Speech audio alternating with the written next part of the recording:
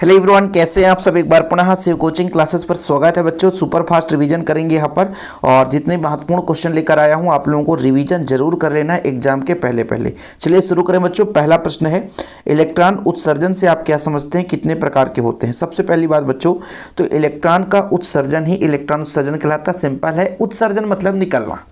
जैसे मान लीजिए कोई धातु है बच्चों, अब धातु की सतह को गर्म कर दें, धातु की सतह को क्या कर दें, गर्म कर दें बच्चों, तो यहाँ से इलेक्ट्रॉन क्या है, निकलने लगेगा। इलेक्ट्रॉन क्या होगा, निकलने लगेगा। धातु की सतह को गर्म कर दें, या तो मान लीजिए प्रकाश की किरण ही आपतित करा दें, तो धातु की सतह से इलेक्ट्रॉन बच्चों उत्सर्जित होने लगता है। तो कहने का तात्पर्य हुआ, किसी भी धातु की सतह से इलेक्ट्रॉन उत्सर्जित होने की परिघटना इलेक्ट्रॉन उत्सर्जन कहलाता है। मतलब धातु की सतह से इलेक्ट्रॉन निकलने की परिघटना इलेक्ट्रॉन उत्सर्जन हो सकता है बच्चों। ये हो सकता है तापानिक उत्सर्जन, या तो मान लीजिए विद्युत उत्सर्जन, है ना बच्चों, या प्रकाश विद्युत प्रभाव। ये किसी तरीके से बच्चों हो सकता है। जैसे मान लीजिए मान लीजिए हमारा धातु है, इसमें विद्युत क्षेत्र लगा दें। अब विद्युत क्षेत्र लगाने से इससे इलेक्ट्रॉन उत्सर्जित होने लग जाए, है ना, तो विद्युत क्षेत्र उत्सर्जन हो जाएगा बच्चों। तापायनिक उत्सर्जन, ताप दे दें, ताप का मतलब है गरम कर दें। गरम करेंगे तो अंदर के इलेक्ट्रॉन धक्का मुक्का मारेंगे, अब धक्का मुक्का मारेंगे तो पेल भागेंगे। पेल भागेंगे मतलब अपने बघेली में बोलते हैं। अरे बोले सर ऐसा मत बोलो यार, है ना, दिक्कत हो जाएगी। चलो कोई बात नहीं, मतलब निकल कर भाग रहे हैं भाई, ऐसा समझो, है ना। मतलब जैसे अपने यहाँ भी बच्चों के बोलते हैं भैया, जैसे मारे ना तो बोले कहाँ जा रहे, पेल भागा यहाँ से, है ना, मतलब भाग दिया यहाँ से। तो ऐसे ही इलेक्ट्रॉन यहाँ से धक्का मुक्की से बाहर हो गए। अरे यार कुछ लोग मीम्स बनाकर न डाल दें, है ना। चलो कोई बात नहीं, फेस तो ये नहीं, कहाँ से मीम्स बनाओगे। तो किसी धातु से इलेक्ट्रॉन निकलना, उत्सर्जित होने की परिघटना बच्चों इलेक्ट्रॉन उत्सर्जन कहलाता है। इलेक्ट्रॉन उत्सर्जन 4 प्रकार के होते हैं, ठीक है, आप लोग नोट कर लेना। जैसे तापानिक उत्सर्जन हो गया, विद्युत उत्सर्जन हो गया, है ना बच्चों, और ताप के साथ प्रकाश विद्युत प्रभाव हो गया। ये सब के सब किसके प्रकार हैं, इलेक्ट्रॉन उत्सर्जन के प्रकार हैं। अगला जो प्रश्न है, तापानिक उत्सर्जन को समझाइए, देहली आवृत्ति को समझाइए, कारफलन। सबसे पहले तापानिक उत्सर्जन। हमारे पास धातु का सतह है और धातु को हम मोमबत्ती से गर्म कर दें। मोमबत्ती से गर्म करने से कुछ नहीं होगा सर, एकदम हीट टेम्परेचर देंगे, तब इससे इलेक्ट्रॉन जो है निकल के बाहर चले जाएंगे, है ना। तो ये परिघटना बच्चों तापानिक उत्सर्जन हो जाता है। यानी ताप के प्रभाव से धातु की सतह से इलेक्ट्रॉन उत्सर्जित होगा बच्चों, वो आपका तापानिक उत्सर्जन कहलाएगा। बताओ याद हुआ कि नहीं। यानी किसी धातु को गर्म करेंगे तो उसके धातु की सतह से इलेक्ट्रॉन उत्सर्जित होगा, वो तापानिक उत्सर्जन कहलाएगा। देहली आवृत्ति को बच्चों ये क्वेश्चन पूछे गए हैं 2011 में, 2015 में, 2019 में, ये बच्चों 2011 और 14 में, ये 11 और 14 में। तो क्वेश्चन ऐसे पूछे गए हैं, तो हो सकता है भाई रिपीट हो जाए कभी।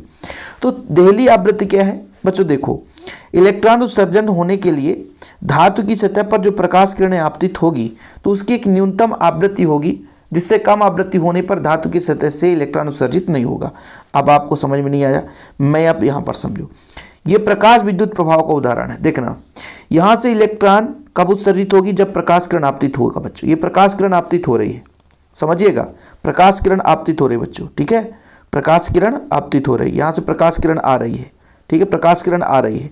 तो बच्चों अब इलेक्ट्रॉन यहाँ से निकल करके भागेगा। कैसे, जब प्रकाश किरण बच्चों आपतित हुई तो इसको ऊर्जा मिला धातु की सतह को, और यहाँ के इलेक्ट्रॉन की गतिज ऊर्जा में वृद्धि हुई। जब गतिज ऊर्जा में वृद्धि हुई तो इलेक्ट्रॉन यहाँ से भाग गए। अब बोले सर आप नहीं बोलना पेल भागे, है ना, यहाँ से निकल गए, तो इलेक्ट्रॉन यहाँ से निकल गए बबुआ, तो इलेक्ट्रॉन निकल गए। यही आपका तापानिक उत्सर्जन है। तो जो आपतित हो रही है ना, तो इस प्रकाश किरण की एक निश्चित आवृत्ति होगी, है ना, जिस आवृत्ति पर इलेक्ट्रॉन निकल रहा है। अब वो न्यूनतम आवृत्ति उसकी देहली आवृत्ति कहलाएगी। यानी उससे कम आवृत्ति होने पर धातु की सतह से इलेक्ट्रॉन उत्सर्जित होने वाले नहीं है। प्यारे बच्चों समझ में आया कि नहीं। हाँ सर आ गया समझ में। किसी को नहीं आया हो तो बता देना, ठीक है, किसी को नहीं आया होगा तो कमेंट बॉक्स में बता देना सर कि नहीं आया। अब देखो बच्चों, कारफलन क्या है।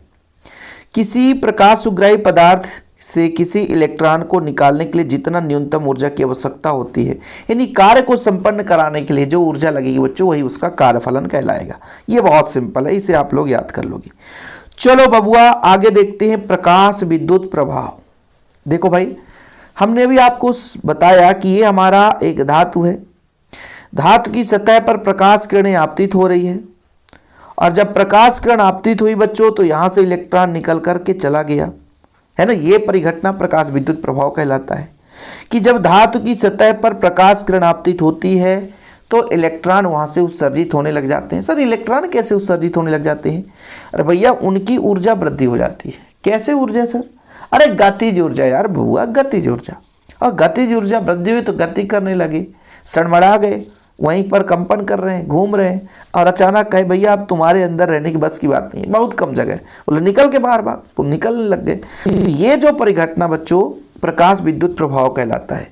यानी जब कुछ आवृत्ति की प्रकाश पुंज किसी धातु की सतह से टकराती है तो धातु की सतह से इलेक्ट्रॉन उत्सर्जित होने लगते हैं। यह परिघटना बच्चों प्रकाश विद्युत प्रभाव कहलाता है। अब इसका नियम है कुछ, देख लो जरा, कि उत्सर्जित इलेक्ट्रॉन की अधिकतम गतिज ऊर्जा आपतित विकिरण की आवृत्ति के अनुक्रमानुपाती होता है। जो इलेक्ट्रॉन वहां से निकलने वाला बच्चों वो किस पर डिपेंड करता है? आपतित विकिरण के आवृत्ति पर। ठीक है, आवृत्ति जितना अधिक होगा इलेक्ट्रॉन उतना ही तेजी से भागेगा। उत्सर्जित इलेक्ट्रॉन की संख्या आपतित किरण की तीव्रता के अनुक्रमानुपाती होता है।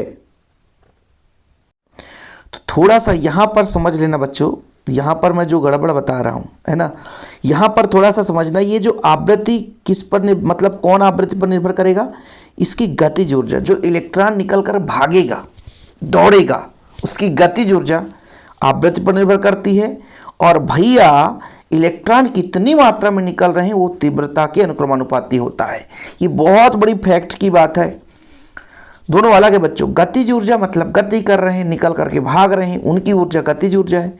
ठीक है, और बच्चों कितना इलेक्ट्रॉन निकल रहा है उसकी जो संख्या है ना भाई, उत्सर्जित इलेक्ट्रॉन कितना ज़्यादा इलेक्ट्रॉन निकल रहे हैं वो तीव्रता के अनुक्रमानुपाती होता है। ये नोट डाउन कर लेना। आगे देखते हैं बच्चों, धातु की सतह पर विकिरण आपतित होते ही इससे इलेक्ट्रॉन उत्सर्जित होने लगते हैं। मतलब जितना जल्दी धातु की सतह पर है ना, जैसे आपतित मिली सेकेंड, बहुत कम समय में इलेक्ट्रॉन उत्सर्जित होने लगते हैं। चलिए आगे देखते हैं बच्चों, विकिरण की द्वैती प्रकृति क्या है। कुछ परिघटनाओं में तरंग में द्वि प्रकृति पाया जाता है। एक तरंग प्रकृति और एक मतलब बच्चों कणों में जो है तरंग प्रकृति और एक कण प्रकृति। देखो बच्चों, तरंग की भांति, कुछ परिघटनाओं में कण की भांति, मतलब विकिरण कभी तरंग की भांति कभी कण की भांति व्यवहार दर्शाती है। इसी प्रकृति को हम बोलते हैं द्वैती प्रकृति, और कुछ भी नहीं है इसमें। डी ब्रॉगली तरंग किसे कहते हैं? डी ब्रॉगली के अनुसार द्रव्य तरंगे पदार्थ की दोहरी प्रकृति की होती है। प्रत्येक गतिमान पदार्थ के साथ तरंग संलग्न रहता है बच्चों, उसी तरंग को डी ब्रॉगली तरंग कहते हैं। मतलब डी ब्रॉगली ने बताया कि कोई भी पदार्थ है, कोई भी कण है, वो तरंग के रूप में भी आगे कंपन करते हो जाता है। मतलब उस कण के साथ, उस पदार्थ के साथ तरंग संलग्न रहता है, उससे ही हम डी ब्रॉगली तरंग कहते हैं। ठीक है बच्चों, कोई दिक्कत? द्रव्य तरंगों की विशेषताएं लिखने के लिए बोला है कि द्रव्य तरंग की विशेषताएं, विद्युत चुंबकीय तरंग की तरह ये निर्वात में संचरित हो सकते हैं। कौन? द्रव्य तरंगे। ठीक है, कोई भौतिक रूप से नहीं होता। ये यहाँ पे बच्चों प्रायिकता लिखा है ना, मतलब इसका कोई भौतिक रूप नहीं होता, ये प्रायिकता तरंगे होती है। ठीक है, ठीक लिखा हुआ है। मुझे थोड़ा सा कंफ्यूज हो गया था कि ये सही है कि नहीं है। द्रव्य तरंगे सभी प्रकार की गतिशील कणों के साथ पाई जाती है बच्चों। ये विद्युत चुंबकीय तरंग नहीं है, क्योंकि विद्युत चुंबकीय तरंगे प्रत्येक द्रव्य कण के साथ संबंधित नहीं होते हैं बच्चों। तो जिनको इनके विशेषताओं के बारे में लिखना है तो लिख सकते हैं। आप साधारण से तरीके से तैयार करें कि द्रव्य तरंगे गतिमान कण के साथ जुड़ी होती है, पहला नंबर। ये तरंगे निर्वात में भी गति कर सकती हैं, दूसरा नंबर। तीसरा नंबर, ये प्रायिकता तरंगे हैं। चौथा नंबर लिखना, ये विद्युत चुंबकीय तरंगे नहीं है। ठीक है बच्चों, ये सभी गतिशील कणों में पाए जाते हैं, इनका कोई भौतिक रूप नहीं होता है। ऐसे याद कर लेना, हो जाएगा याद। लिख लिया? नहीं भैया लिख लिया। ये इनका कोई भौतिक रूप नहीं होता है, ये प्रायिकता तरंगे पाई जाती हैं, निर्वात में भी संचरित होती हैं, विद्युत चुंबकीय तरंगे नहीं हैं, सभी गतिशील कण के साथ ही पाए जाते हैं। चलो सर, कोई दिक्कत नहीं है। डी ब्रॉगली जो तरंग है बच्चों, वो जीवन में दृष्टिगोचर नहीं होता। क्यों? क्योंकि हमारे जीवन में इसका उपयोग नहीं होता ना, इसलिए दृष्टिगोचर नहीं है। इसमें कुछ है ही नहीं सर ज़्यादा कुछ करने के लिए। निरोधी विभव किसे कहते हैं? निरोधी विभव है ऋणात्मक विभव है जिस पर प्रकाश विद्युत धारा का मान शून्य हो जाता है। प्रकाश विद्युत धारा यानी प्रकाश किरण आपतित होती है तब इलेक्ट्रॉन उत्सर्जित होता है। ठीक है, तब उसमें से धारा बहने लग जाती है, वो प्रकाश विद्युत धारा कहलाता है। लेकिन बच्चों निरोधी विभव वह ऋणात्मक विभव होता है जिस पर प्रकाश विद्युत धारा का मान शून्य हो गया, वो आपका निरोधी विभव कहलाता है।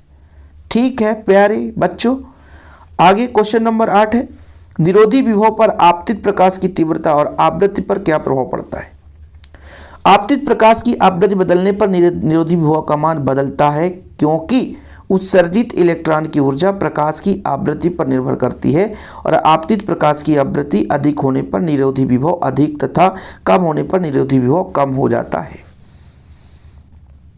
ठीक है प्यारे बच्चों, विद्युत चुंबकीय वर्णक्रम में उपस्थित तरंगदैर्घ्य के आधार पर इनको आप क्रम सजाओ। तो ये क्रम वगैरह आप लोग सजा लेना। ठीक है, क्रम आप लोग सजाने ला बच्चों। वाई किरणें, एक्स किरणें, परावैंगनी, दृश्य तरंगे, अवरक्त तरंगे, माइक्रो तरंगे, रेडियो तरंगे, इन्हें आप लोग सजा लेना। ये किस क्रम में सजे हुए हैं? विद्युत चुंबकीय वर्णक्रम में उपस्थित बढ़ते हुए तरंगदैर्घ्य, सबसे ज़्यादा तरंगदैर्घ्य रेडियो तरंग का और सबसे कम तरंगदैर्घ्य गामा किरण का बच्चों। गामा किरण, फिर एक्स किरण, परावैंगनी, फिर दृश्य, फिर अवरक्त, फिर माइक्रो, फिर रेडियो तरंग। याद कर लेना आप लोग। ठीक है, चलिए, प्रकाश विद्युत सेल किसे कहते हैं? ये क्वेश्चन पूछ दिया गया था। जो प्रकाश ऊर्जा को विद्युत ऊर्जा में बदले वो आपका प्रकाश विद्युत सेल कहलाता है। जो प्रकाश ऊर्जा को विद्युत ऊर्जा में बदले बच्चों क्या कहलाएगा? प्रकाश विद्युत सेल कहलाता है। फोटॉन क्या है? इसके 4 गुण लो, स्क्रीनशॉट ले लो। फोटॉन किसे कहते हैं? फोटॉन किसे कहते हैं बच्चों? ऊर्जा जो है छोटे छोटे पैकेट के रूप में, छोटे छोटे बंडल के रूप में पाए जाते हैं। उन पैकेटों को ही हम फोटॉन कहते हैं। जैसे प्रकाश किरण सूर्य से हमारे पृथ्वी तक आ रही है, पृथ्वी तक आ रही कि नहीं आ रही है, तो बच्चों उनमें छोटा छोटा बंडल पाया जाएगा, छोटा छोटा, है ना, मतलब जो प्रकाश है वो छोटे छोटे बंडलों के रूप में व्यवस्थित रहते हैं, है ना, उन्हें हम फोटॉन का नाम देते हैं। ठीक है बच्चों, सभी फोटॉन निर्वात में एक प्रकाश की चाल से लगभग गमन करते हैं बच्चों। फोटॉन विद्युत रूप में उदासीन होते हैं, मतलब इसमें कोई चार्ज नहीं रहता, वे विद्युत क्षेत्र या चुंबकीय क्षेत्र में विक्षेपित नहीं होते हैं। फोटॉन की ऊर्जा इलेक्ट्रॉन वोल्ट से प्रदर्शित की जाती है। फोटॉन की ऊर्जा की जो समीकरण बच्चों E बराबर एच न्यू है बच्चों। एच न्यू क्या है? एच न्यू, E बराबर एच न्यू। ठीक है, चलिए, इसके बाद आइंस्टीन का विद्युत समीकरण लिखना है और इसके नियम की व्याख्या करनी है। ठीक है बच्चों, ये नियम हो गए, तो पढ़ लेना आप लोग। एक चीज़ आप लोगों से और भी कहना चाहूँगा कि जैसे मान लीजिए समझ में नहीं आ रहा है तो एक बार सर्च कर लिया करना, प्रकाश आइंस्टीन का प्रकाश विद्युत समीकरण। शिव कोचिंग क्लासेस लिख देना, आपको एक एक वीडियो मिल जाएगा बच्चों, एक एक वीडियो। समझ रहे हैं ना? तो जिन बच्चों को कोई भी क्वेश्चन पे डाउट हो थोड़ा डिटेल में, 10 मिनट में केवल आइंस्टीन का समीकरण हमने समझाया है। ठीक है, इसलिए यहाँ पर समय नहीं दे रहे हैं। ठीक है, तो नोट कर लेना, क्वेश्चन प्रोवाइड कराना ज़रूरी था। बहुत सारे बच्चे क्या होते हैं कि वीडियो के ही मत्थे पढ़ रहे हैं, बोलते सर जितना वीडियो कराएंगे उतना ही हम पढ़ेंगे, बाकी तो नहीं पढ़ने वाले। तो इनको आप लोग तैयार कर लें, बाकी आगे भी और भी हेल्पफुल ऐसे रिवीजन कराऊंगा। बिल्कुल आप निश्चिंत रहें, तैयारी करते रहें। जय हिंद, वंदे मातरम।